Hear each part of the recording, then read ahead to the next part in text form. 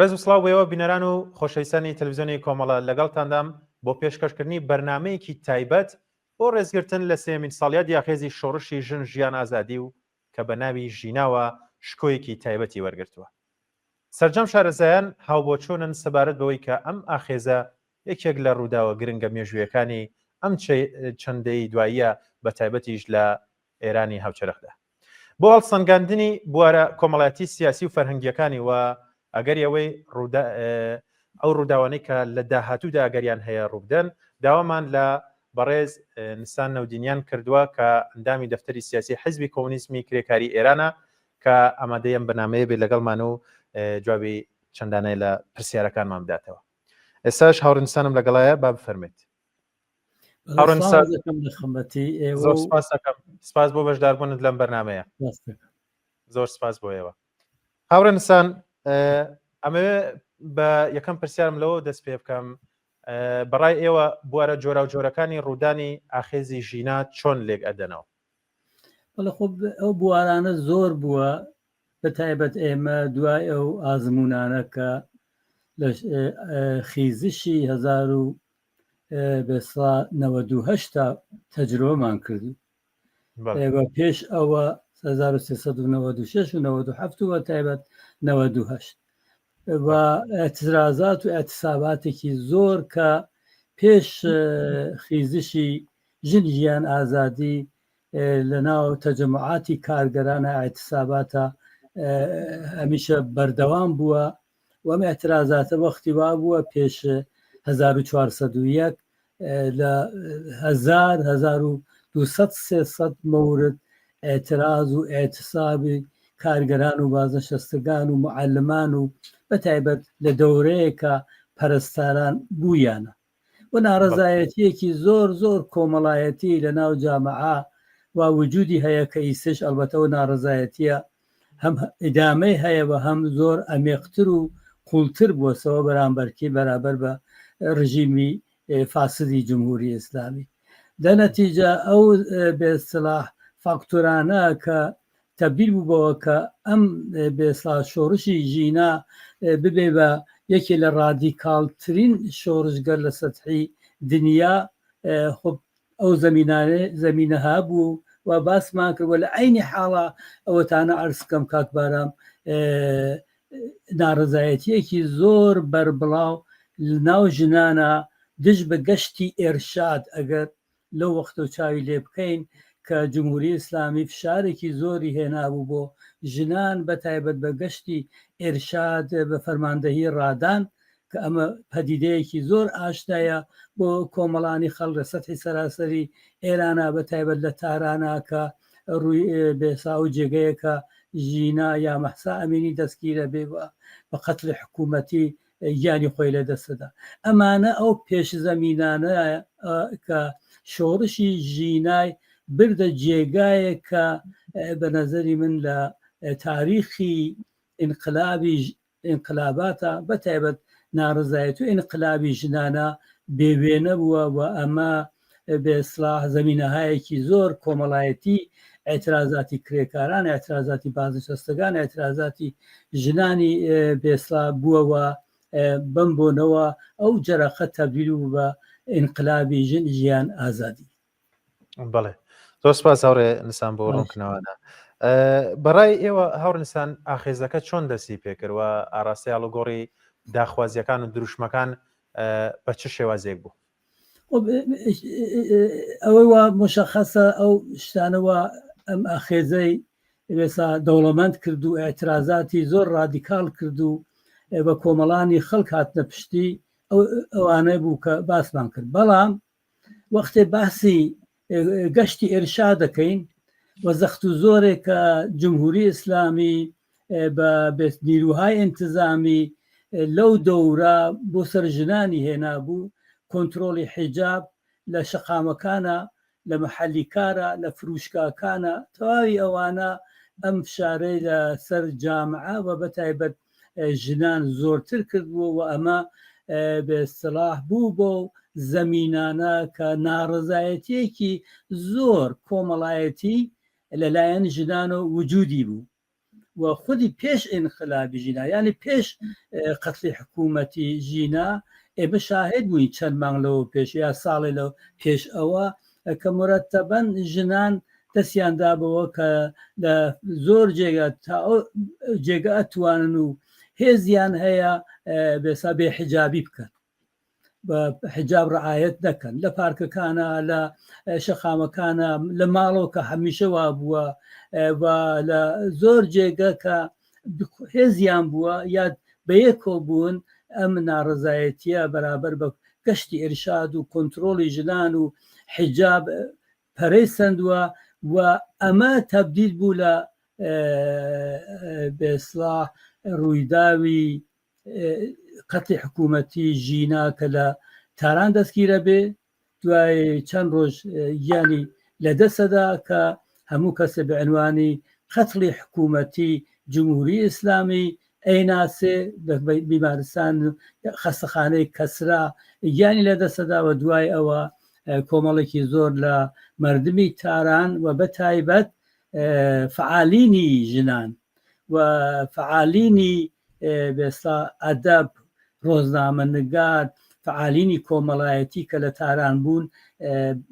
چون بۆ بەر بیمارستان یا خەستەخانەی کەسرا و لەوێ و دوای ماوەیەک جەنازەی ژینای خۆشەویستی ئێمە تەحویل گیرا و هاتۆ بۆ سەقز و ئەمە جەرەقەیە بوو لە گۆڕستانی ئایچی وەختی باوکی ژینایان هاوردەوە وتی ناوی تۆ ئەبێ بە ڕەمز و بە قەڵەمی خۆی لەسەر سەنگی قەبرەکەی نووسی ئەم جرەقە تەبدیل و بەم ئینقلابە کە مدرنترین ئینقلابە وای شارمان پێکرد و ئاخێزە بە خیزچێکی زۆر کۆمەڵایەتی مەحبوب بە خۆشەویست بۆ دەلیلە ئیجتماعیە کە باسمان کرد بە تایبەت هێز ئەسلیەکەی هێزی ژنان و مبارزە دژ بە حیجاب و تەبعیزی جنسیەتی و ڕاوەستانێکی زۆر بربڵاو و شکۆدار کە لە ناو ژنانە لە سەتحی جامعی ئێرانەوە بەتایبەت لە کوردستانە خۆی نیشاندا بە ئایچی تەبدیل بوو بە محلێکە هەموو ژنان بە حەمایەتی بەشدار بووان کە چەند هەزار نەفەر بوون ڕووسەریەکانیان دەرهاورد و تەبدیل بوو بە ژن ژیان ئازادی. بەڵێ هاوڕێنسان ڕووداوەکانی چەند مانگی بڵێن سەرەتای ئاخێزەکەواتە ئاخێزی ناسراو بە شۆڕشی ژینایان بزوتنەوەی شۆڕژگەڕانی ژنژیان ئازادی لە کوردستان و باقی ناوچەکانی ئێران بە چه شێوەیە کاریگەریان لەسەر یەکتردانا لە ناوچەکان بە چه شێوازێک کاریگەریان لەسەر یەکتردانا وا ڕاستە و ئێمە تەجربەمان کردووە ئەم خیزشە لە سەقزەوە دەستی پێکرد لە ئایچیۆ و ئایچی بوو بە جێگایەکە چەند هەزار نەفەر لە ژنان و پیاوان و ئازادی خواهان لە سەرچی سەراسەری ئێرانەوە و بە تایبەت بە نەزەری من لە زۆربەی شارەکانی کوردستانەوە ئەم بێسڵا جەرەقیانە لێدا و دوای ئەوە کوردستان بە تایبەت شاری سەقز و سنە و مەهاباد دیواندەرە ڕەوانسەر و جوانڕوو و مەریوان و کامیاران و بانە ئەمانە بوون بە واقعەن چەند مانگی ئەوەڵی خیزشی ژنجیان ئازادی بوون بە مرکزێکی زۆر پرقدرەتی ئاعترازاتی کۆمەڵانی خەڵک و بەتایبەت ژنان لە شەقامەکانە و ئەمە هەر دامەنەی فقط وانە بوو کە لە ئێمە ئەو ئاعترازاتەوە هەزاران نەفەری بوو لە سەر شەقامەکان تەجربەمان کرد تەواوی مەدارسی کوردستان و بەشهایەک لە مەدارس و دانشگاکان لە سەرحی سەراسەری ئێرانە بەم ئاخێزە پەیوەست بوو. من هەر لە وەختە لە بیمە جەمبەندیەکم کرد لە ماوەی کەمتر لە 2 هەفتە لە 36 دانشگای ئێرانە لە کوردستانەوە بە تایبەت بە نەزەر من بۆ دانشگاکان لە تاران و دانشگاهای ترە پەیوەست بوون بە خیزشی ژنجیان ئازادی ئەم پەیوەستبوونی دانشجوان محەسڵین ئەو بێسلاح نمایشە شکۆدارانە بوو کە پەرچەمیان نمادی تەبعیزی جنسیەتیان وەکو لە چک و حجاب ومانە پەرتەدا ئەو تەساویر و نمادانەکە تەساویر و نمادی تەبعیزی جنسیەتی لەلایەن خامنەیی و خومینی و کولی نظامی جمهوری ئیسلامی بوون ئەوانە ژێرپانرا و ئەمە تەبدیل بوو بە فەزایەکی زۆر شکۆداری کۆمەڵایەتی لەناو مردمە و ئەمە بە نەزەر من بەش ئەمدەی لە شەقامەکانی شارەکانی کوردستانە ئێمەی چۆختی لە بیرمان ناچێت لە مەهاباد لە ڕەوانسەر لە جوانڕوود لە سنە و سەقز چەندە ئێعترازاتی ژنان و کۆمەڵانی ئازادیخوا شکۆدار بوو و هەموو ڕۆژێک هەتا ئەگەیە جێگەیە کە بتوانن مەحەلات بۆ ماوەیەک کۆنتترۆل بکەن و ئەمە بە نەزەر من کوردستان جایگایەکی تایبەتی بوو دانشگاکان جایگایەکی تایبەتیان بوو و لەو دوا معلمان و سەتحی سەراسەری ئێران. بڵێ زۆر سپاس. لێرەدا ئەمەوێ لە بەڕێزت ئەوە بپرسم ئەمەوێ باسی ئەو جەماوەرم بۆکەی ئەو جەماوەرەی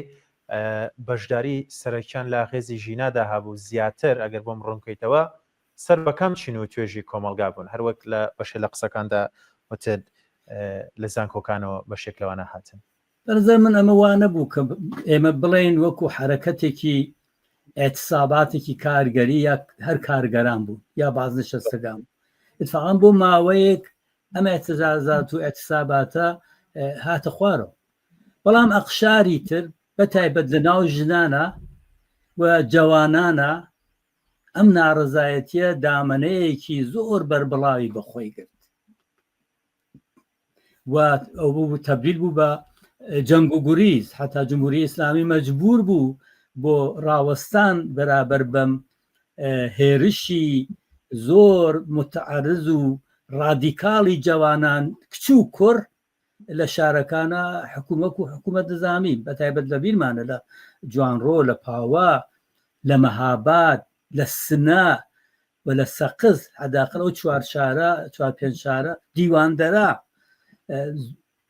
ئاعترازاتی جوانان کچ و کوڕ زۆر وەسیع بوو و ئەمە بلەخەرە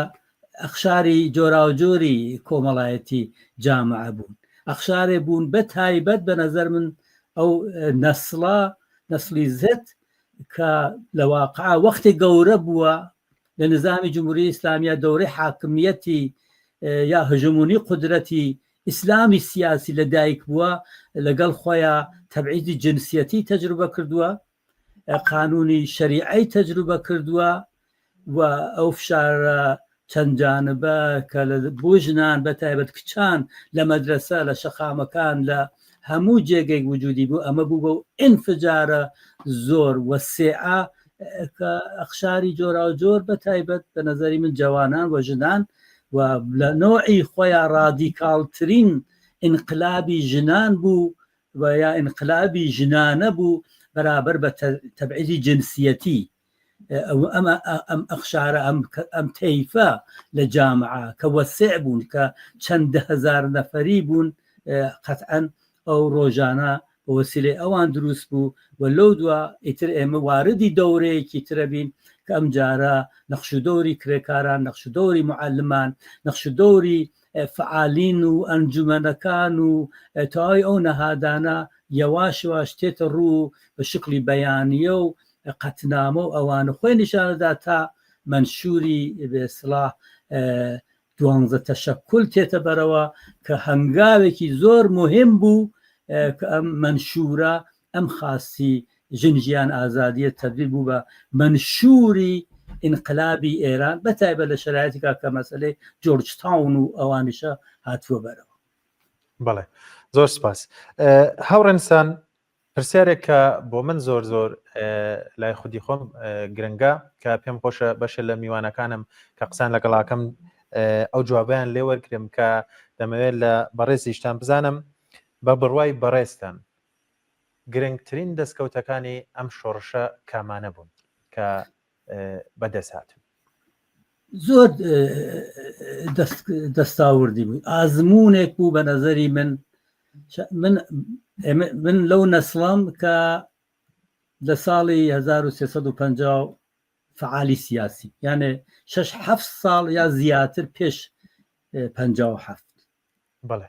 و ئێمە انقلابی 57مان تەجربە کردووە و ئێمە حاکمیەتی شەوراها و ئەو ڕوویدادانە کە تەسیرمان بووە لە ماوەی 57 تا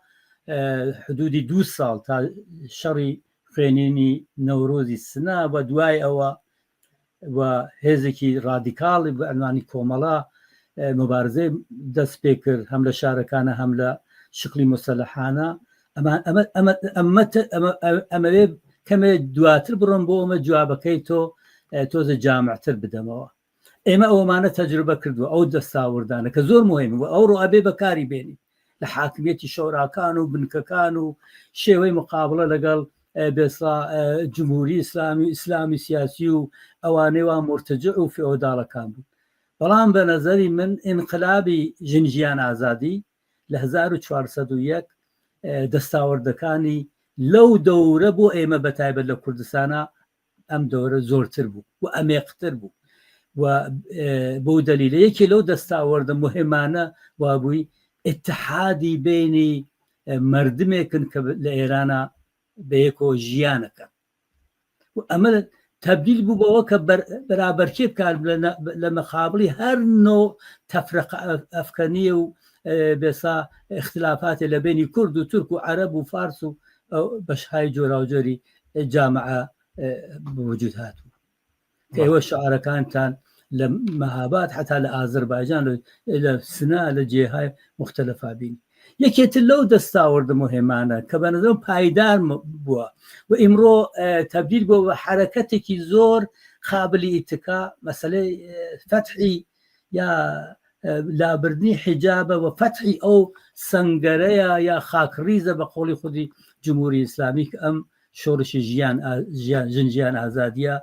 لە جمهوری ئیسلامی وەرگرت و ئەمە دەستاوردێ مهمە لە جامعەیە کە ئیسلامی سیاسی خومینی بە پونز و ئەسید پاشی تەلاشی کرد حیجاب بە جامعات تەحمیلکە بەر بگرێ بە ڕۆژی جەهانی ژن وەلێ دەوامی نەهاورد و لە ئاخێزی 1401 تا ئێستا ئەم جنبشە و ئەم دەستکەوتە مرەتەبەن نەک نەچوەسە دواوە بەڵکو بە نەزەری من ئەمێقتر بووە وەسعتر بووە حجاب بربڵاوتر بووە هەمەگانیتر بووە بە قەوڵی فارسی و ئەمە دەستاوردی کە ئیتر هیچ کەس هیچ حکوومەتێک حتا ئەوڕۆ فکرەکاتەوە ئەبێ بڕات و بێ بە ئالتەرناتیڤی جامعە ئێران ناتوانێت ئەمە بواتەوە دەورەی خومینی و ئیسلامی سیاسی و قانونی شەریعە و تەبعیزی جنسی و جنسیەتی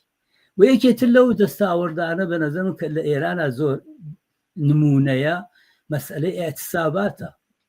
هەم ئێتساباتێکە عمومیە و خودی ئێمە حداقل لەم بەرنامەیەوە چەند جاریش قسەمان لێ کردووە تەجروبەمان کردو هەم ئێتساباتێکە کە لە ناو طبقەی کارگەرە وجودی هەیە ئەمە ئینقلابی ژینا بە نەزەر منە ئێتساباتەی متشکلتر ڕادیکالتر کرد و یەکێتر بە نەزەر من لەم دەستکەوتانەوە وجودی بوو منشوری ئینقلابی ژیان ئازادیە ئەم منشورە بە نەزەر من ئەتوانێ مەبنای یا ستونی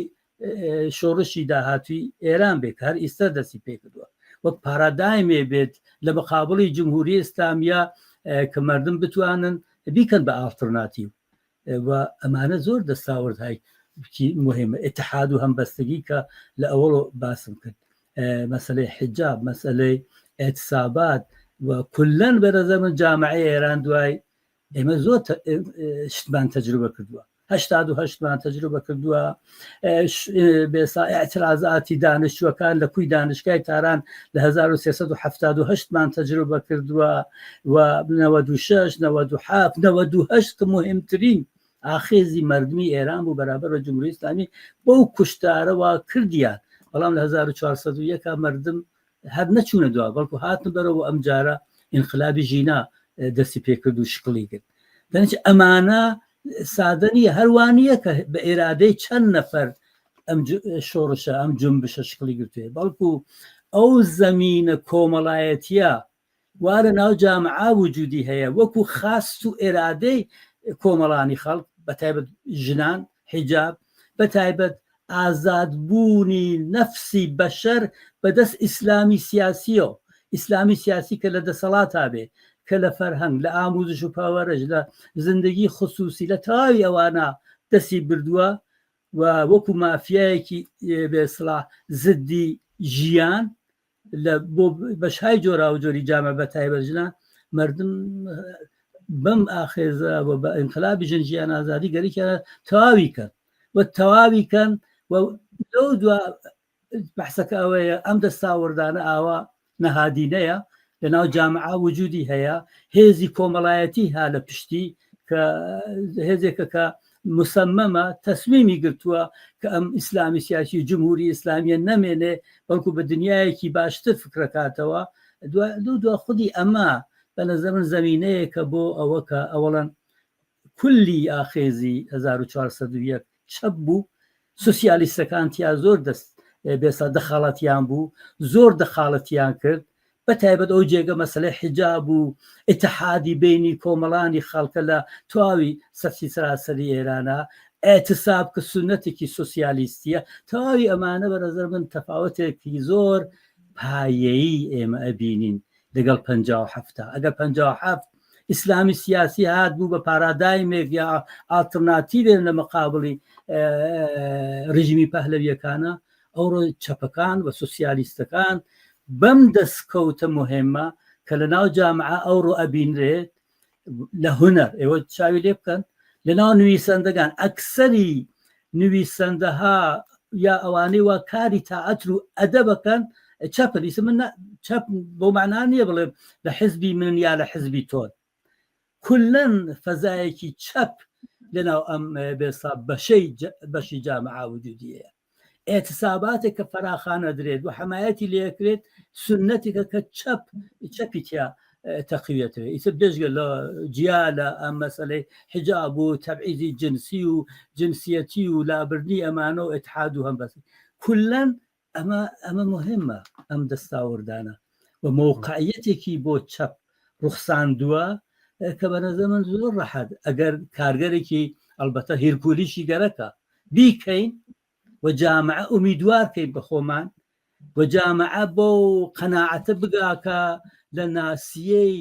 ئەم چەپا کە تا ئێستا لەگەڵ ئەم انقلابە ئاوا ڕەفتاری کردووە هەیە کە من ئێتمادی پێ بکەم و پێم وابێت کە ئەتوانێت لە قودرەت بمێنێت بڕواتە قودرەت ڕێی پێ بدەم ئیسە لە هەر بەشێک لە جامعە لە ئەعماڵی ئێرادەی شەوراها لە مەحەلاتە لە کارخانەکانە تاوی ئەوانە بەنەزەم ئەو زەمینە فراهەمە ئەوە ئەبێ بکرێت چەپ ئەبێ ئەمە بناسێەوە ئەبێ خودی ئەمە بناسێت چەپ و سوژەیەکە کە ناسینی زۆر مهمە هاوڕێبارە دەنەتیجە وەختی هەیناسی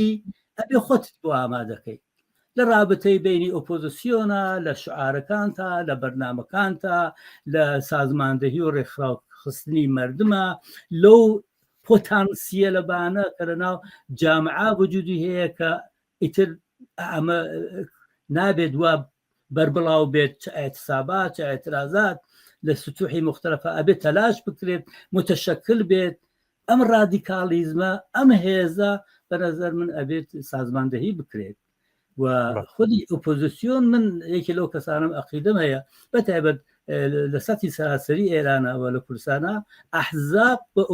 ئەحزابی سیاسی ئەتوانن نەخشدۆرێکی لە کۆکردنەوەی ئەم دەستاوردانە بێت وە بە نەزەر من ئێمە ئیتر دووچاری گێژی و سەردەرگومی نابین کە مەسەن بۆ پێمە وابێ بە تەلەڤیزیۆنهای کەلانی تەرەفداری ڕزا پەهلەوی و ئالترناتیڤهایەکی تر ئەوان دەتوانن بن بە ئالترناتیڤێ چەپ بە سوسیالیستەکان و ئەو جامعە کە ئەم ئاخێزەی تا ئیسە هاوردووە و نێشتوە لە بین بچێ بە نەزەر مەتوانێت نەخشدۆرێکی زۆر مهمی لە داهاتووی ڕۆشن و خۆشببینانەی جامعەی ئێرانە ببێت. بەڵێ زۆر سپاس بۆ تەواوی ڕوونکردنەوەکان هاوڕێنسان لێرەدا ئەمەوێت دوایین پرسیار لە بەڕێزت بکەم داهاتووی و ئاخێزە چۆن هەڵدەسەنگێن یان داهاتوی بزوتنەوەی شۆڕژگەرانەی ژنژیان ئازادی چۆن هەڵدەسەنگێنن ئەو خەڵکای کە بە دوای فکرێتێکی بە بڕای من و وەک بە ڕێزیشتان باسان کرد بە فکرێتێکی چەپ دوای باوەڕێکی چەپکەوتون داهاتوەکەی چۆنە بینن. من زۆر خۆشببینم بە داهاتووی ژنژیان ئازادی بە منشورەکە خودی ژنژیان ئازادی منشورێکە ئەمە معنی بکرێت لە بەشهای جۆری ژیانی کۆمەڵانی خەڵکە. من خۆشببینم کە تەبیلێ بە ئەو ئالتەرناتیڤە لە مقابلی ئالتەرناتیڤەکانی ترا لە مقابلی جمهوری ئیسلامیە. من خۆشببینم بەوە کە لە ناو جامعەی ئێرانە بە نەزەر من ژنژیان ئازادی و دەستاوردەکانی بەهێزە وجودی هەیە. ئەوە چاو لێ بکەن لەم ڕۆژانە مەسەڵەن بەیانیە درێت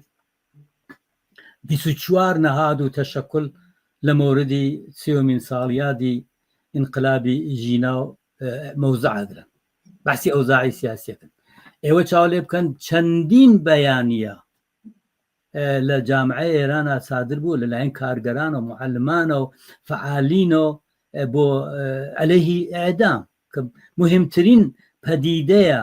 لە جامعەی ئێرانە عەلەیهی ئێعدام و بۆ ئازادی زندانیانی سیاسی.